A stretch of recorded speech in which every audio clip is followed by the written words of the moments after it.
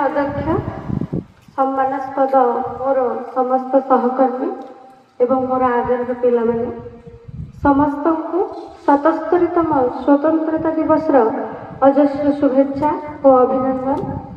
आमे समस्ते इतिहास पढ़ी हो बा अनेक अनुभव और अनुभूति स्वाधीनता संग्राम स्वाधीनता दिवस महत्व विषय अल्प बहुत जानते।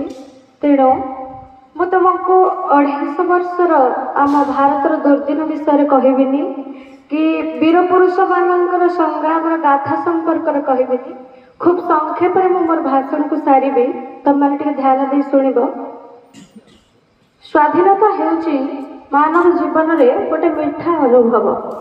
केवल मानव कहीं पृथ्वीर समस्त जीवजंतुंकर स्वाधीन भाव बंचवा अधिकार रही। तेणु आमे समस्त सब चेष्टित हवा